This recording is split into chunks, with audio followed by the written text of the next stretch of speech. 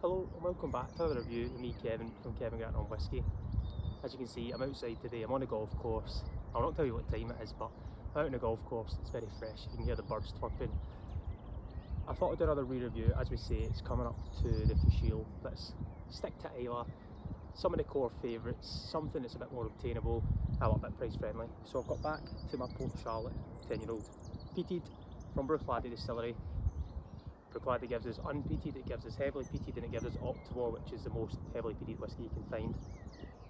I've only got a little bit left in this. I've had this whisky for a while, something that I really like. I've actually not reached for it for a while. So I thought I'd come out to the golf course today, I'll bring it with me, try something a little bit new, two of my passions, whisky and golf, try and give a little review.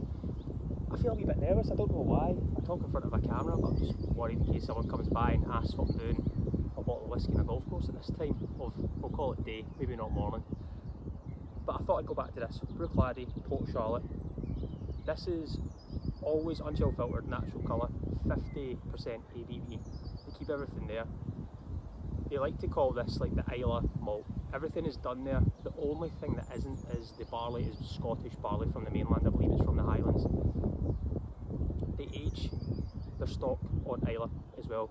So everything that we're getting from that kind of core flavour is staying from Islay. Slainte are just a stunning distillery for me. They hit so many different spots, they try so many different things, they're not scared to go out there and literally test new things. This has been out for a while, the 10-year-old Port Charlotte, and I think it's something that's going to stay for me. This Lagavulin 16 was the thing that got me into whisky. I absolutely loved it, but the price point has just gone to slightly unobtainable, something that you can't constantly restock on your shelf if you go through. So it's actually the 16-year-olds at the back of my shelf because I don't want to keep reaching for it, bring it out at special occasions. When I tried this for the first time, it had similarities, but for me now it's a little bit better. It's got the higher ABV, it's got a nicer mouthfeel now. The 16-year-old's always going to have something in my heart, but this is going to be the one that I'm always going to bring round to rebuying for the price.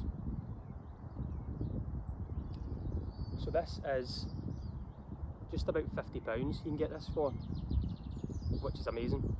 But I'm going to get this on the nose, get it on the palate and see what's changed over time from having this whisky. I've got my wee Slainte glass as well, and here's a greenkeeper coming, so I wonder what he'll say. He might want a wee dram, we'll find out.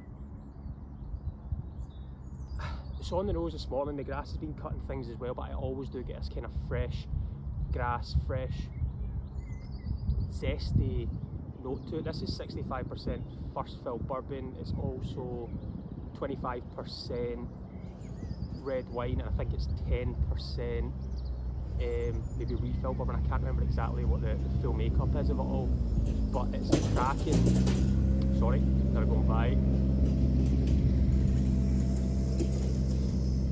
He's not said anything, we're in the clear. So the makeup of this is predominantly bourbon cask matured, a little bit of wine in there, what I don't really get. 40% ppm, so the ppm level is kind of neutral to what we'll see on most of the Islay whiskies, if you take away Ardbeg for instance, and Bunnahabhain being at the bottom scale. This is a nice lightly peated for me. You get that sea breeze, it still stays there, that coastal note. Toffee fudges. Kind of baked goods, there's a kind of like an apple strudel note today on this. As it's very oceanic, it's very beachy, it's very sandy, it's sweet in the nose. The wine doesn't really come through. I think it's the predominance of the bourbon cask is still there for me. A little bit of marshmallow as well, just before you toast a marshmallow. It's still got a lovely nose. The colour's good, the legs are still good on it, it's that amber gold.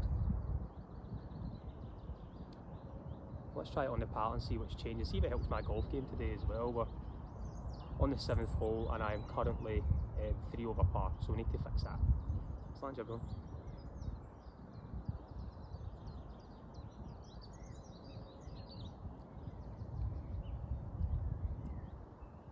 The bit of spice stays there. It tastes thick, if that makes sense. The mouthfeel is a thick mouthfeel, it coats the mouth. The sweetness stays there. The dry hay peat note stays there. It's a kind of drier hay today. slightly drying at the end. Beautiful sweetness, well rounded, nice warming feeling. The ABV doesn't knock it off, it socks, it doesn't, it's just a nice, well balanced dram for me. And this is near the bottom. We done this last week when we done a video, and it was the same, slightly changed over time. There's another guys going by.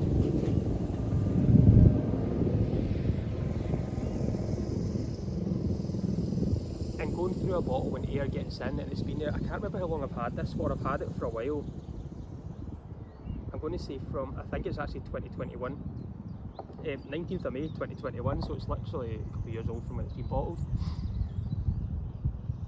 This is obtainable whiskey. This is something, if you like Lagavulin 16 and you think it's too pricey, this is my new Lagavulin 16. This is the one that I can always go for.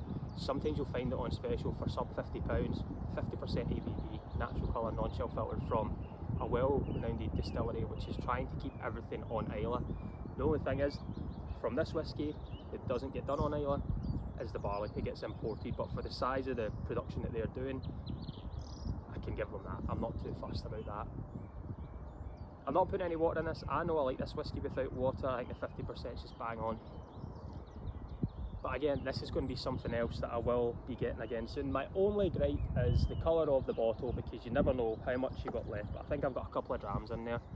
So we'll see how the rest of this round goes. The bottle may be finished before then, if I don't change things drastically.